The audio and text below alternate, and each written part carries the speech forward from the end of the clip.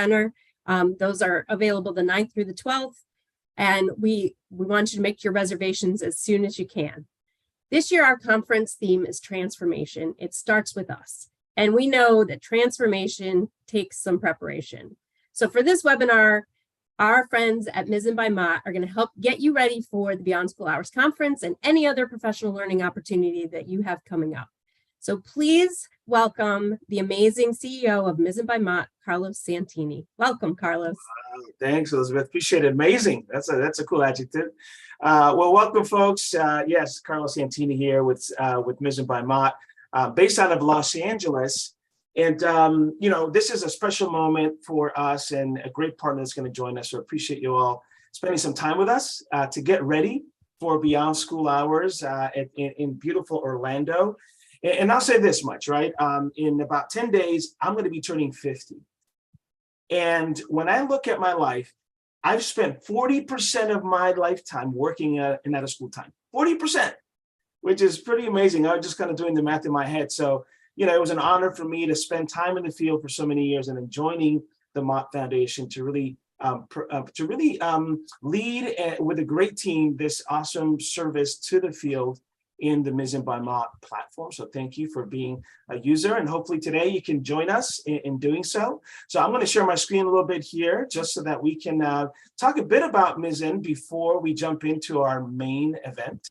And so per usual, if you've got your cell phone handy, please take a moment to capture the QR code here to know more about Mizzen by Mott. For us at Mizzen, our purpose is to partner with the out-of-school time field to really bring great resources to out-of-school time educators that spark curiosity, promote joy, and inspire learning, because more than ever, those are the key elements to a successful learning experience for young people and educators for that matter. So that is our purpose. Our resources, through the support of the Charles Stewart Mott Foundation, are 100% free. So free lessons and activities and professional development tools to, again, continue promoting high quality experiences for young people all across the country. So go ahead and capture this QR code where you'll know more about Mizzen by Mott. You'll know more about our partners and where you can quickly sign up both as an individual or as an organization to take advantage of our team's tools and resources like scheduling and messaging, which take Mizzen to a whole new level of functionality if you join as a team. So with that, I'm going to share a quick video that you see here on the screen where you can know a little bit more about us. So actually, let me do this because I want to make sure that we get optimal video and audio. So that is in, that's set. So let's roll the tape, like they say. Mizzen by Mott is the all-in-one app platform and learning community designed for you, the practitioner and caregiver, that gives you engaging, first-rate content, fast and free of cost. Whether you need a 10-minute team builder or a 12-week module, we've got you covered. Mizzen opens worlds of discovery to young people in out-of-school time programs. With a growing library of more than 1,400 activities, weekly modules, and curated playlists. Whatever their passion, be it art and animal habitats, or building a robot, a greenhouse, or a small business, Mizzen's learning resources help them hone skills and let their imaginations take flight. Our activities, lessons, and practitioner pro tips are smart, practical, fun, and always free. Plus, with our ever-evolving planning features and tools, Mizzen will save you and your team precious time so you can focus fully on learning experiences and building community. Visit Mizzen.org for your free account today and join the thousands of youth-serving professionals that are sparking curiosity, creating joy, and inspiring learning.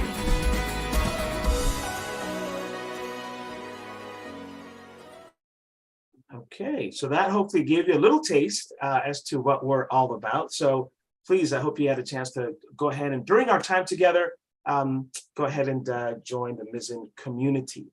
And speaking of community, one of the things that we pride ourselves in is partnership and understanding just the general field of the youth serving professionals.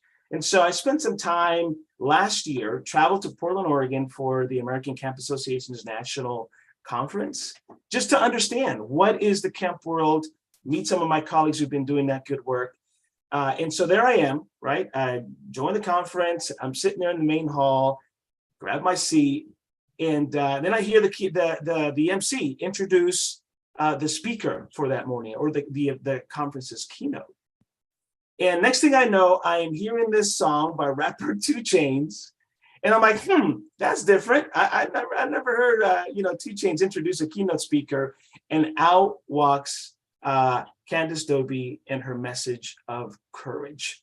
And I think my life and my team's life has like not been the same since, because of the great conversations we've had over this past year around what it means to be able to sit in a space like a keynote and go, okay, I've heard a great message. This is an inspiring workshop. What do I do with this? And when you think about it, when you attend these types of experiences, it's an overwhelming thing to spend multiple days in a space, hear amazing stuff, but then what do you do with it? And in typical fashion, Ms. by Mott, we are listening, paying attention, and understanding, okay, this is something that we go through. How can we equip people with resource so that they can actually take action from the great messages and the great workshops that they're hearing? And so that's been the conversation that Candace and Ms. have had over these last few months, is how do we do that? And so we felt like, here's a golden opportunity beyond school hours. Let's dive in and let's actually create resource where beyond school hour participants can benefit and maximize their experience of inspiring workshops and keynotes during their time together. So with that being said, I'd like to take a moment for you to join me in welcoming speaker, author of A Cool Girl's Guide to Courage, and coach who works with organizations to create a culture of courage where employees perform at their highest potential. And I also want to add to that list a friend of mine and a friend of Miss Candace Dobie. So Candace, welcome. Welcome to our time together. It's so cool. This is a year in the making. Yes, it is. It is. Thanks for joining us, and thanks for inspiring this team. And take it away, my friend. It's all you. All right. Thank you so much, Carlos, for that introduction. You all, I am so grateful to be with you all today. I know that I am in good company because I know that you all are important and you are critical. You are critical to supporting students and youth and supporting them emotionally and socially. You're important to helping them develop character. You're important to helping them flex their courage muscles so they can gain greater access to themselves. So my out of school time practitioners, you all are alchemists, right? You are all are absolutely alchemists. So I want to go ahead and ask you a question. Since we have gotten the introduction, we know we're here to help you get prepared for the conference. I want to actually ask you if you are going to the Beyond School Hours conference. So if you can, for me in the chat, just go ahead and write me, I'm going. I love to see that chat light up right now if we can. If we can see.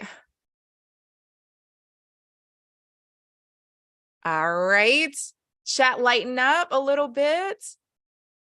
And actually, I am going to share my screen here in just a second, but my screen is not coming up. So give me 1 second to find out why. Here we go. I can share my screen. Awesome. Well, listen, I don't see the chat lighting up, but that could be because I don't have access to see the chat light up. But you know what? I bet you there are a lot of people on this call right now who are going to the Beyond School Hours conference. And so I am here to help you get prepared for that conference. The theme of the conference is transformation. And yes, there are things that we can do to get prepared so that we can get the most value out of that conference and we can transform ourselves. So when I think about transformation, let me just say this. I really think about, I go back to the time that I was 19 years old. So when I was 19 years old, what I wanted to do was cut off all of my hair. Now, I had rocked this silky past the shoulders mane for 13 years People thought that it was actually a weave. It wasn't, but shout out to people who wear weaves. Okay, it was, I'm going to say it was pretty, but it was plain. And as a sophomore in college, plain was something that I was not. My mouth was sassy, my perspective was unique, and I was bold in my action. So I actually felt like a short, natural crop would be a better and a more accurate outward reflection of who I was inside. So I wanted to shave all the permed hair off and leave a teeny weeny afro kind of cut. But I was scared. So what I did was I actually talked to my friends and family members to try to corral some support around this idea of doing the big chop. But they were less than thrilled. Okay, my friends told me that I was crazy. My brother told me that I was going to look like a boy, and my parents, who mostly support me in everything that I do, they actually told me that I would not be able to get a job if I was to cut my hair. So their words were enough to keep me stationary, dead in my tracks. And their words were actually enough to help fear to rise up and perch its little self over my shoulder, daring me, double dog daring me to take one step forward. Now, I will tell you all that back when I was 19 years old, I was cultivating this internal voice of courage that I now use in my work. And so when I felt a lot of fear about cutting my hair, this internal voice of courage comes up and it says to me, Candace, you know, I thought your words or your mouth was sassy. I thought you said that your perspective was unique. I thought you said that your actions were bold. I thought you didn't have time for playing games. So why are you letting fear play you? And so this sat with me for a moment. Actually, it sat with me for several months. And to quantify several months, for 2 years, for 24 months, I'm going to tell you what I did. I actually pulled my hair back in a tight ponytail and got in front of the bathroom mirror. So angling my head from side to side to see what I might look like if I chopped off all of my hair. I actually hopped up on the bathroom counter so I can get a closer look at my texture to see if, girl, can you pull this off? In addition to that, I would wash my hair and I would let it air dry so it would be more textured so I can walk around in the feeling of what it might look like. And I even cut pictures out of Essence magazine of these beautiful Black women and held them up next to me to get some inspiration and motivation. And then for my 21st birthday, without telling a soul, because the flower never tells anybody when they're about to bloom. The butterfly never tells anybody when it's about to come out of its cocoon. So without telling anybody, I decided to gift myself a haircut. And I didn't cut off just the dead ends. I didn't have that kind of cut. Nope, I opted for the shave all of the permed hair and do a teeny weeny afro kind of cut. So in those 2 years, you all, when I was in front of the bathroom mirror and I was cutting out pictures in Essence magazine, what I realized is that I was practicing. I was actually preparing. And through this process, what I learned is that transformation actually is not an outcome. Transformation is a process. And preparation is actually a very important part of the transformation process. Now, I know you all on this call, you might not be about to cut off all of your hair, but if you are, call me and I will give you some motivation to do that too.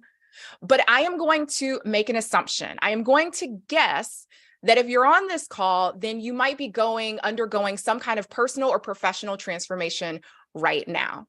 And that could be on your job, in your profession, on your team. And that can include transforming your beliefs about what you think is possible in the field. It could be transforming the confidence that you have in your beliefs. And it could be transforming your approach to your work. So a lot of times as professionals, when we're engaged in the process of transformation, what we do is we often look to professional development opportunities like conferences to help fuel our growth.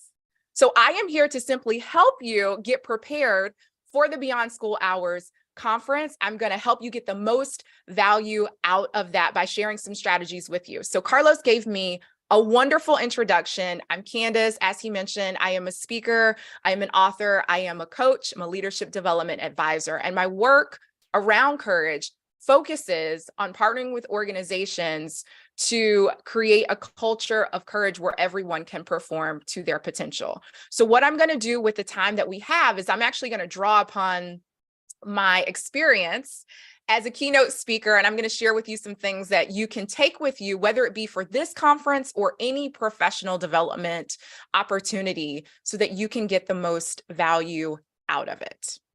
So here we go. Here are 5 strategies that I am going to share with you. And here is the first one. Number 1, set an objective before the conference begins. Now, I am going to be real with you, right? This is inside information. So let's get inside. The beautiful thing about conferences is that they are trying to provide the most valuable and applicable information to a wide-ranging audience. So there are going to be people at the conference that are at different points in their career. There are going to be people there who have different backgrounds and experiences. And a lot of times what conferences do is they will try to cater to everyone.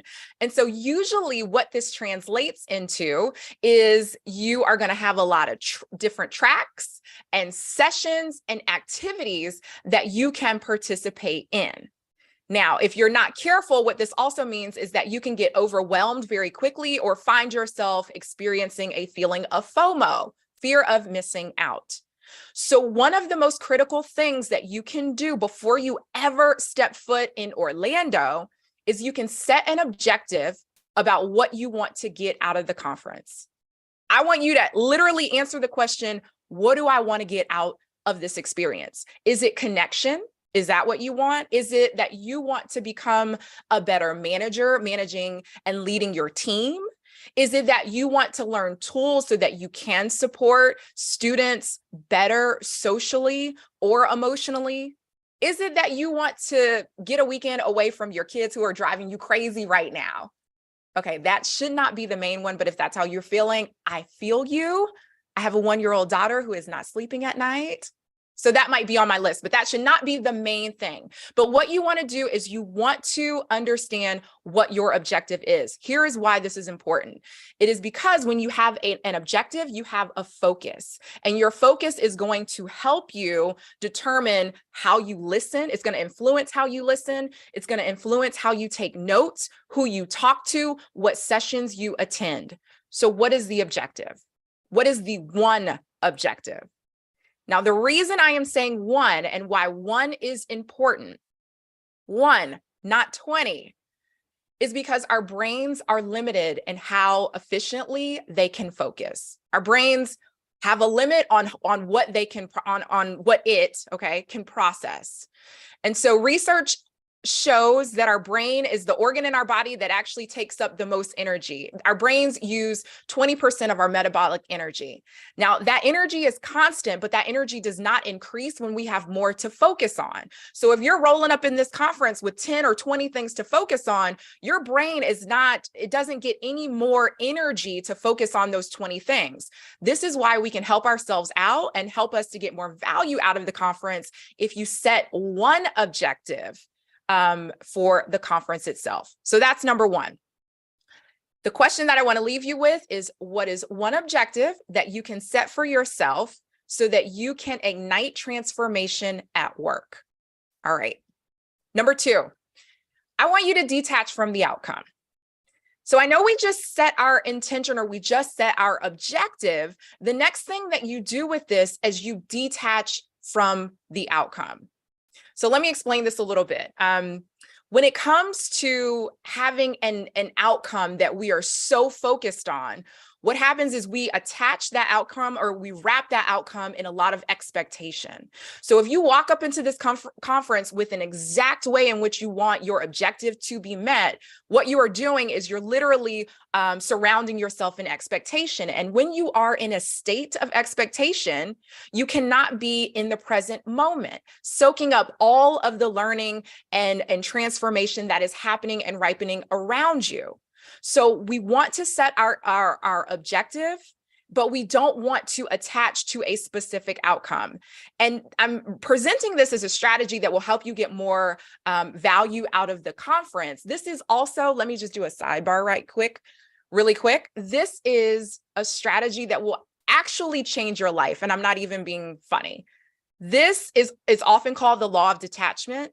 But this is something that will absolutely change your life. It doesn't mean when we detach from the outcome that we are separating ourselves from an intention that we have or desire that we have. If you came to get connection, you came to get connection. That's still your desire and your intention.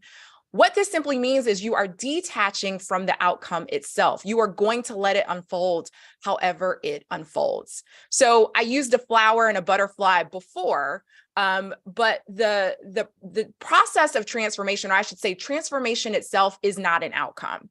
Okay, so transformation is not the butterfly, it is what is happening in the cocoon. Transformation is not the flower, it is what is happening below the soil. And I can tell you that transformation is not even the fighter pilot or the fighter jet that my nephew has that transforms into a robot. The transformation is actually what my nephew is doing in the middle to manipulate the parts.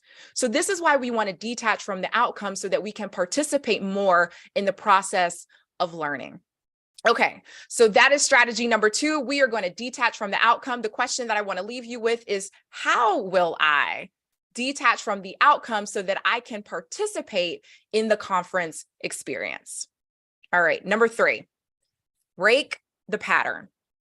So this is a huge conference for out-of-town practitioners. And I know that you might be coming with people from your office. You might get your gang together. You all bought your tickets, got your hotel room, and you want to ride tightly with your crew for the entire meeting. Or maybe you've met friends outside of your current organization and you want to meet with them. And the desire could be that you want to spend your time at the conference with them. You want to go to the same sessions as them. You want to hang out with them and eat dinner with them.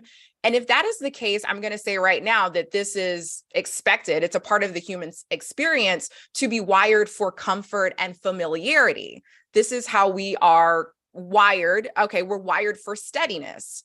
And to prove the point further, if anybody on the call has ever tried to lose weight and you just can't seem to figure out how you're going to lose the last 10 pounds, it might be because of a thing called homeostasis, which is your internal wiring that tries to keep you steady, no matter what external variables or internal variables there are. So that's interesting, yes, but here's something else that's interesting is that your brain is also wired for novelty. So the brain loves novelty, aka new experiences. And when your brain experiences something new, then the chemical dopamine, which is the feel-good chemical, is released in your brain. So this is why it's important to break the pattern at this conference and to seek out novel experiences. Now, some of this is going to happen on its own because you're in a new place, you're in a new surrounding, you're engaging with new content. So novelty will happen on its own to some degree, but that doesn't mean that you don't have a personal responsibility to also seek out novel experiences. So this could be sitting with new people.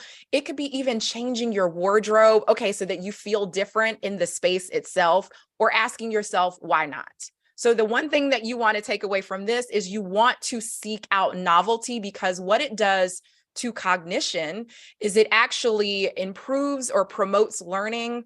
It improves motivation and it elicits exploratory behavior. So this is why we want to seek out novelty when we're taking advantage of professional development experiences. Number 4. Oh, here's a little quote for us. Now, it can be uncomfortable, right? Let's just go ahead and make it plain. It can be uncomfortable to do things that are different, find yourself in different atmospheres or environments that you're not used to. And so the one thing, because I think we established before that the voice of courage in my head is a little bit sassy.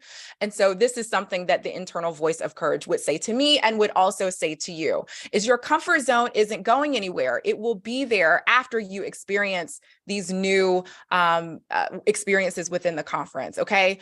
But neither will you. You won't go anywhere either. You will not engage in the process of transformation if you do not leave your comfort zone. So this is another fun way for us to think about the importance of novelty. Number 4, make it personal. So I like to joke and say that, every experience that we engage with or encounter is not an appropriate time for us to make things about us. So for instance, if your best friend is getting married, not a time to make that experience about you. If your coworker comes to you and shares a vulnerable moment and opens up and exposes themselves, I know it might be tempting to want to commiserate with them and share your vulnerable experience too, but that is not the time to make it about you. This, my friends, though, this conference and any professional development experience that you have is absolutely a time to make it about you. So what this really means is that we retain information better. We remember it better when we have repetition and when we have relevance. And I don't know of a better way to get at the relevance piece other than making the content that you are learning about you. So when you are in sessions, when you're in keynotes, see yourself within the information that you're learning. Learn and figure out how you can connect the dots back to you. This is absolutely the time that you want to do this. This is also a note or kind of a reminder for us that transformation is personal. It is very personal. And so it's not necessary for it's very personal. Okay. So we want to make sure that we are connecting the dots back to us. This is how we can remember the information better. So the question for you is, what am I going to do, or how am I going to set the intention to remember to make the content that I am learning about me, about my growth, about my development, about my goals within my work? So that's number 4. How do you make it personal? And the last thing that I want to share with you is number 5, ask courage to ride shotgun with you on the journey to transformation.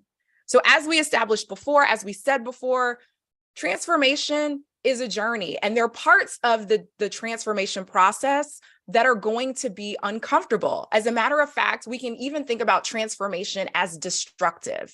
When we are engaging in the process of transformation, we are going to have to break down and leave behind some old realities to make ways for new possibilities. So this might be uncomfortable. Sometimes it's uncomfortable to detach from what is known and familiar. You know, as I mentioned before, we want to seek out novel experiences, which means there's an element of maybe uncertainty or newness to it. And so if we are going to fully engage in the process of transformation, what that really means is that we are probably going to have to be courageous.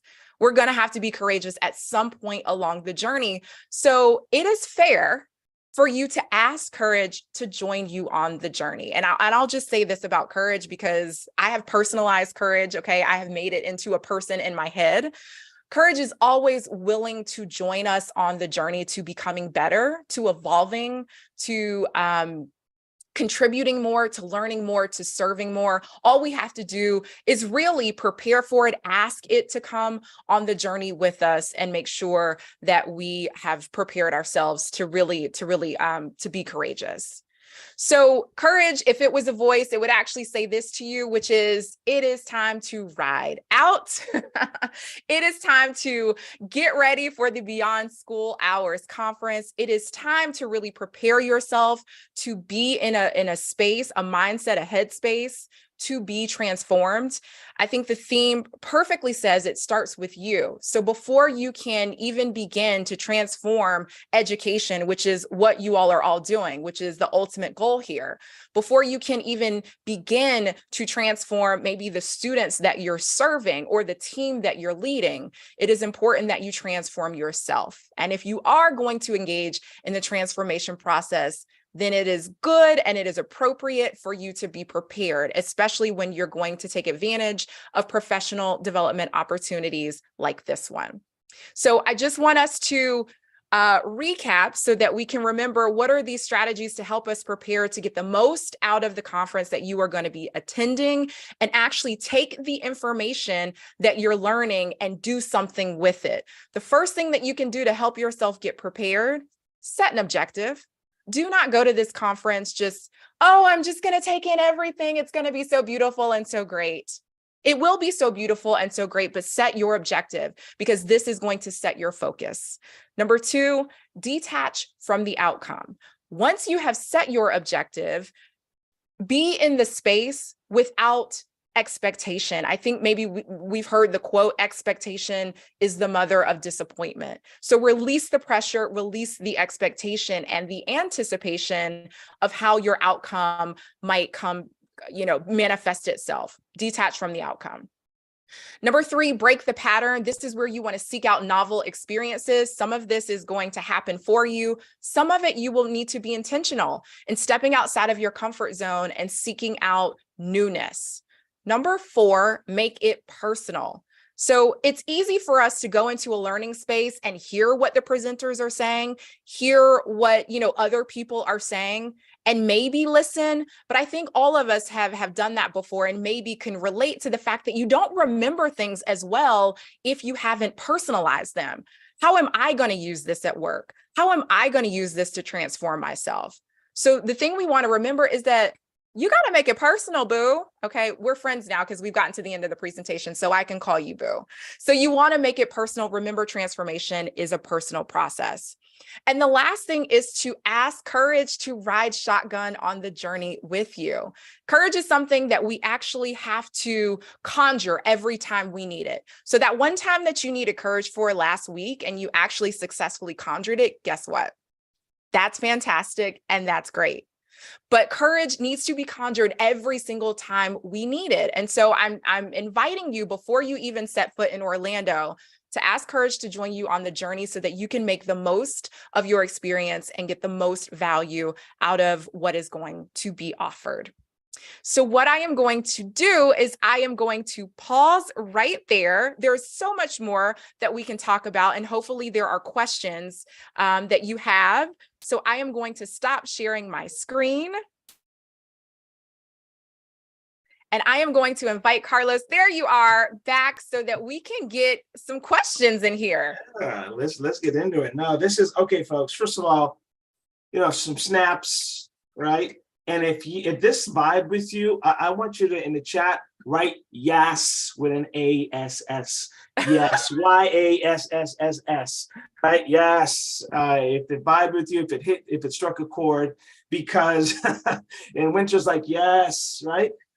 Because as you were speaking, Candace, I wrote down, you are like an amalgamation of hip hop, neuroscience, psychology, leadership dynamics, and personal development, like all wrapped up into one. Thank you. So I don't know, you can take that for free. You can use that.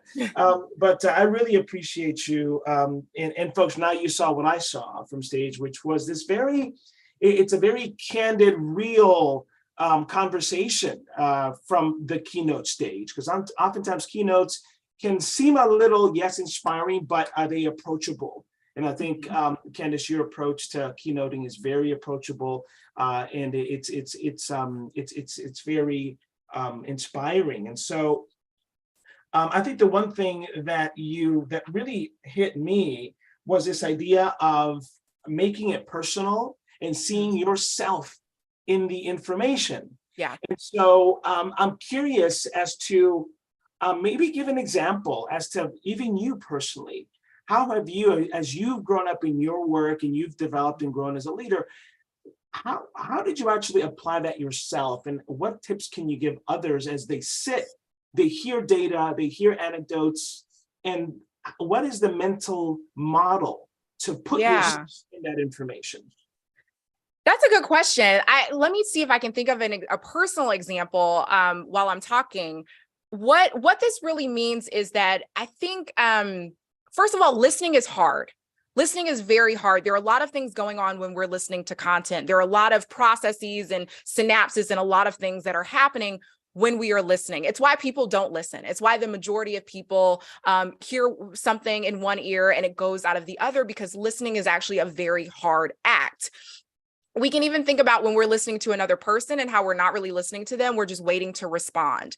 And so when you're in a space where there's tons of good content coming in your direction, there's strategies and answers for the things that you need answers to, and just understanding how difficult it is to listen. One of the things that and there's research around relational learning, but there's research around if we can relate the learning to something else, then it can help us to learn it or remember it better.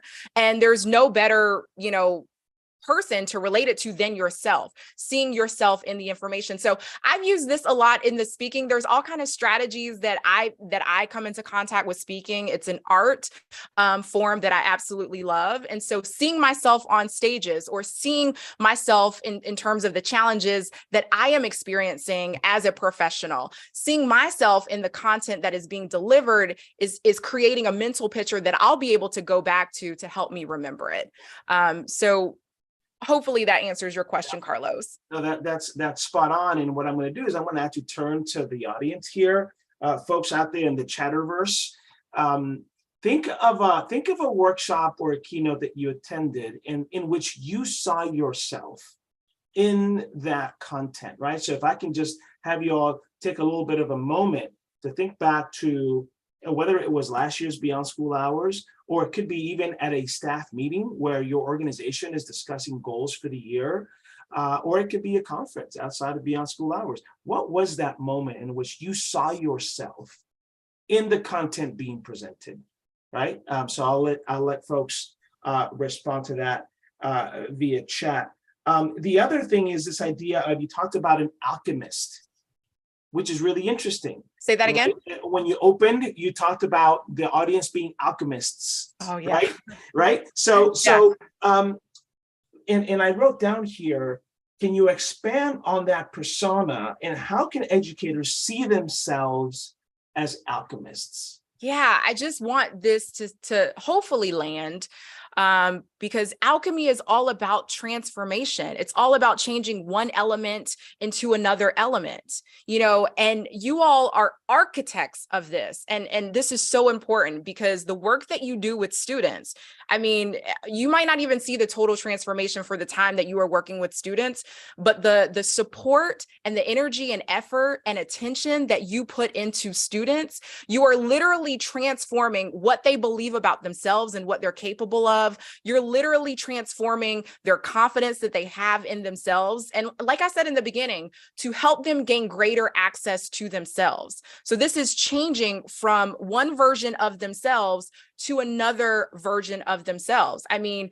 out of school time practitioners, educators, teachers, you all are the ones who are doing this. And I think it's important for you to recognize yourself as such, as important and critical, and alchemists who are literally changing these students from one plane and one version of themselves to another, and helping them see what is possible within themselves. And so that's what I mean. I mean, you are literally involved in alchemy here, and transforming the students that you work with.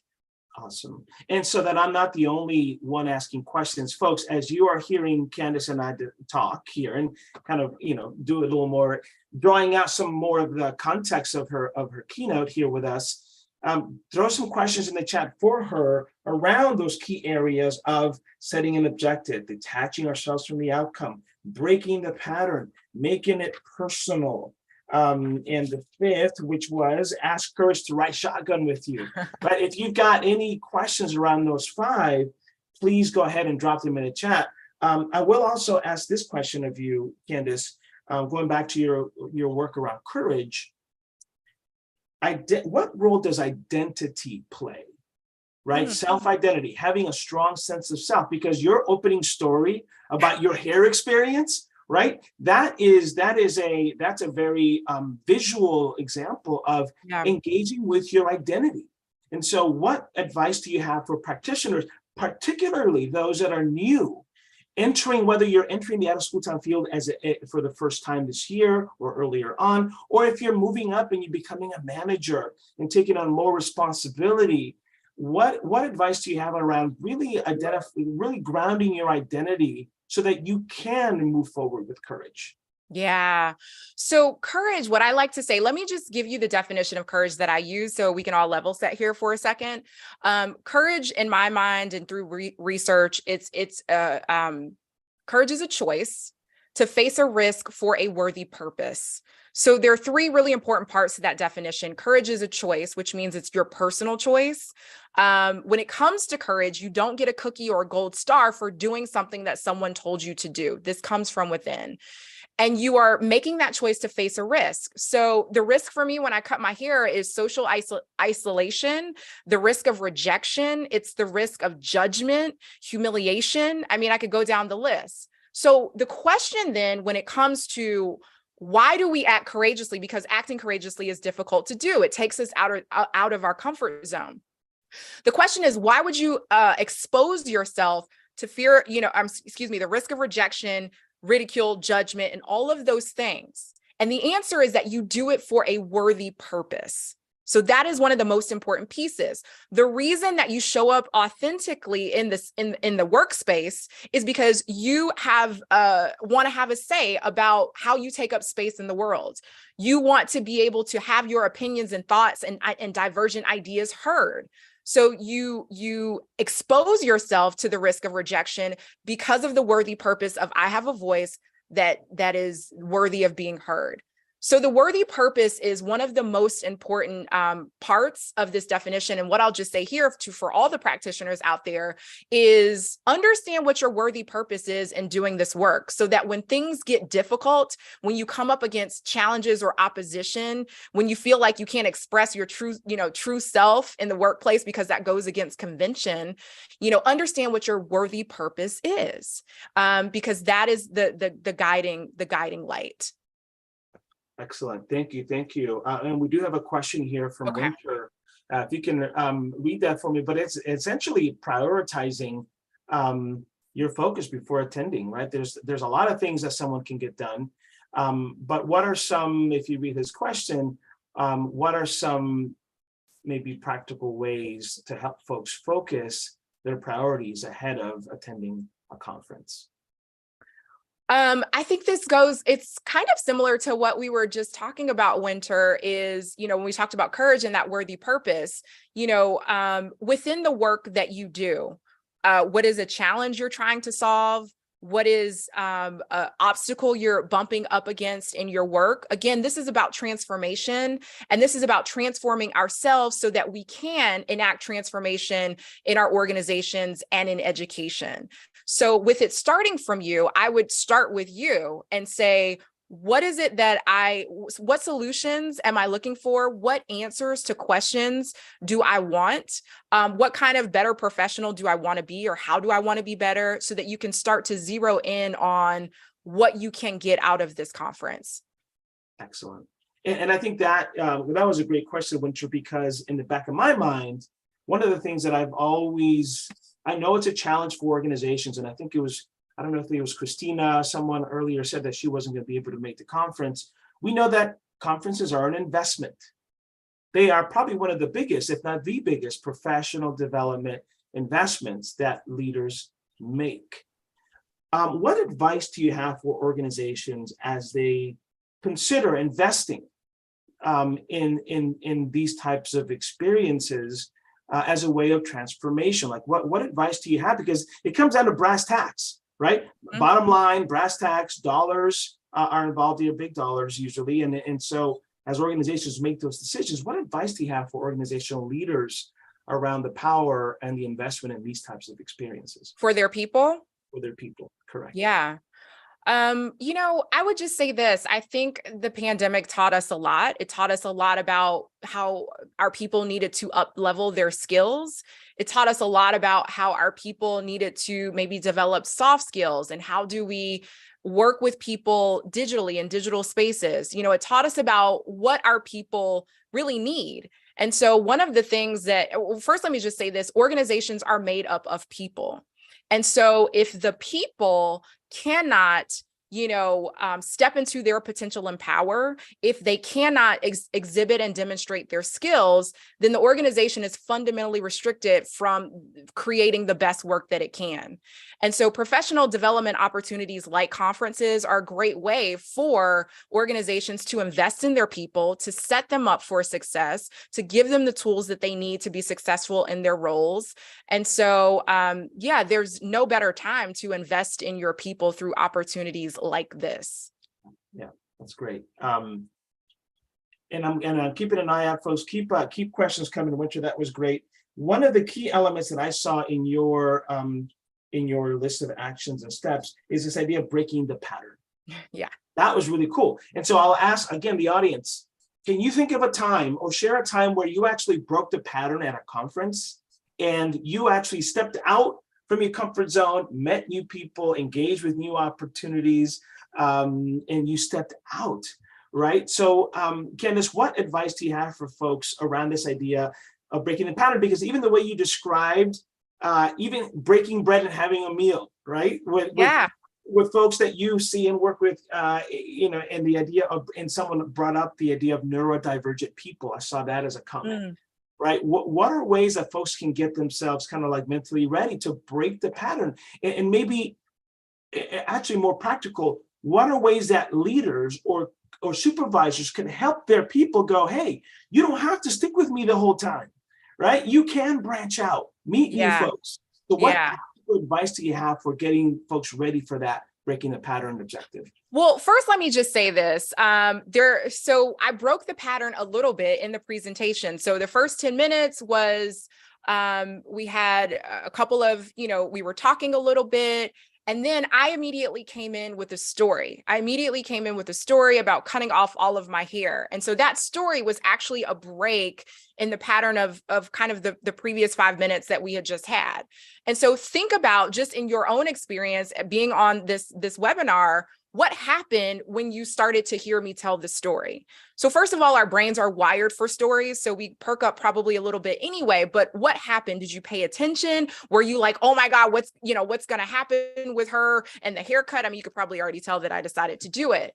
So, but this is an example, at least a small example of what breaking the pattern looks like and how it affects our brains. We pay more attention, we're motivated, we're listening. And so this is going to happen on a greater level at the conference. And now if you can, see yourself in the example that I just gave, then how do you seek that out, or how can you seek that out at the conference? And it doesn't have to be anything big. I mean, novel experiences come small and they come large. And so you don't necessarily have to be away from the people that you came with all the time, but try it once, try it for a meal. Try it for an activity and see if you can actually pay attention to what is happening when you are breaking the pattern or stepping outside of your comfort zone.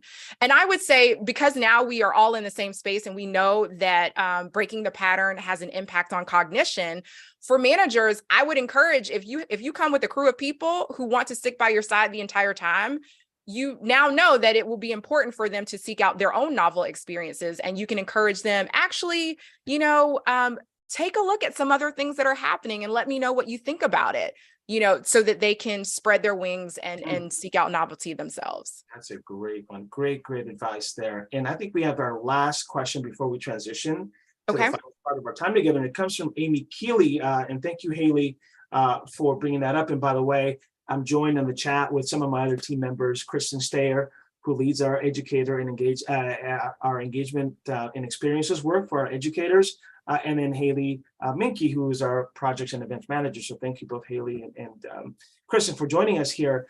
Candace, this is from Amy Keeley. Candace, would you say that your why is your worthy purpose? Yes. Yes.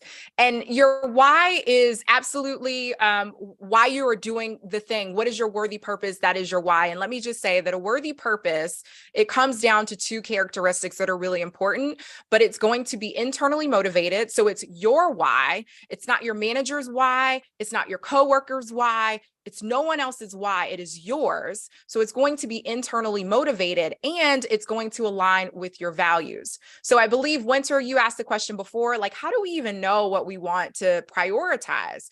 Think back to, one of the things that you can do is think back to your values. In your position, in your role, one of my values is empathy. And I use empathy in the work that I do. So maybe that value of empathy will point to something that you want to get out of the conference. So I would look to your values, your personal values, also to lead you to your worthy purpose. And Carlos, before we end, can I just answer Winter's last question? Yeah, I was going to actually ask you if you could chat and respond, but go ahead, go for it. Okay, so in the chat, Winter says, your story is bold. What if your professional personality doesn't quite come off as bold? So Winter, I am going to tell you something. I am an introvert. Okay. I'm an introvert who talks to people, who is who can perform. Okay. A lot of performers are introverts. But let me just tell you this, whatever your professional personality is, and I'm just saying introvert because you said bold. So I'm kind of going what might not be bold, and I'm equating that to introversion. Forgive me if this is an assumption.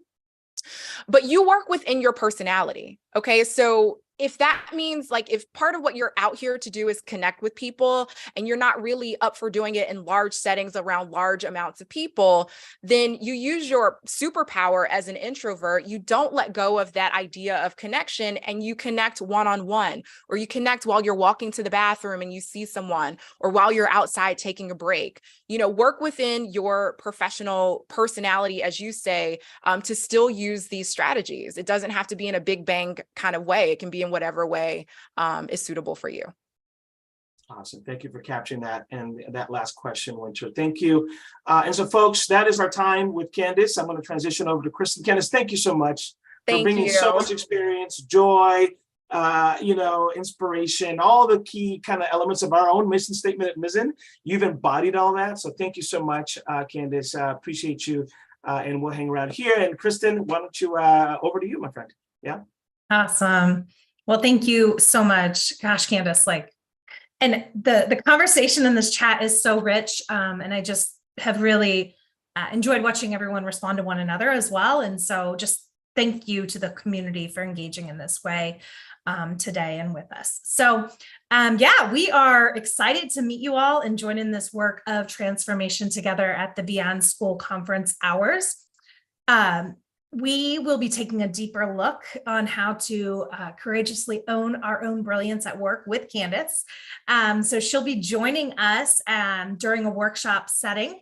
And we invite you to connect with Mizzen and with Candace during that session. And in the next couple of days, you're going to be receiving a follow-up email from Foundations. And we're going to be including a pro tip in there that really recaps Candace's message today and has reflections and prompts and just nuggets of this truth that she's shared to help prepare yourself for the conference. And again, if you're not able to join in the conference, just thinking about and setting intention for your 2023 learning journey.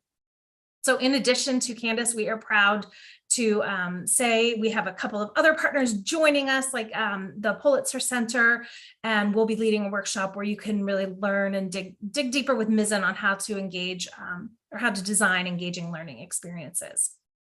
Plus, we are going to be releasing an announcement this month about an amazing new content partner, and that content partner will be bringing their content alive in the exhibit booth alongside of us. So you don't want to miss out on that. So speaking of the exhibit booth, if you take a screenshot of this screen and you come find us at the exhibit booth, we would love to share a special prize with you all as just a way to make connection between this webinar and at the conference itself. So in addition to joining us and hanging out with us at the conference, we invite you to join us over on the Mizzen platform. If you just joined throughout the webinar and you kind of missed and you haven't heard about Mizzen yet, we really are designed to partner alongside of the out of school time community to provide high quality learning resources and experiences for youth serving professionals that spark curiosity, joy, and a love of learning among adults and young people. And the best news is it's free. So we would love for you to scan that QR code. If you haven't created an account yet, you're going to be prompted to choose an individual or a team account. And if you have more than 20 folks on your team, my colleague Haley is going to drop a link in the chat that you can fill out an interest form, and one of our team members will connect with you about helping to take that lift off of the upload and onboarding of all the email accounts and getting all those logistics set up. So we're happy to connect and support you in that way. So again, just thank you for joining the Mizzen team today alongside of Candace, and I'm going to pass it back over to Elizabeth. Thank you, Kristen, so much. I just want to thank our amazing, Carlos, I'm going to say it again, amazing friends at Mizzen by Mott, Carlos Santini, Kristen Strayer, and the whole team at Mizzen We love working with you guys. And Candace, Dobie, this was such an incredible presentation. Thank you so much. I know that everyone is feeling as inspired as I am to get the most out of their next professional learning opportunity. And thank you all for joining us. You know, we know that you're busy. We know that you're taking time out of your schedules to join us for these webinars. We have 2 more in January before the conference, so please be on the lookout for those. We'd love if you could fill out our feedback survey, and Paula has put that information for you in the chat. And again, beyond school hours, we will be in Orlando, February 9th through the 12th. Mizzen will be there. Candace will be there. There's a few rooms left at the Rosen, so don't wait. Get registered, get your hotel, and join us, because it's really going to be an opportunity to connect with people from across the country, network, take real concrete strategies back to your programs, and transform. And we hope that you can all be there to join us. So thank you again so much. We hope to see you soon.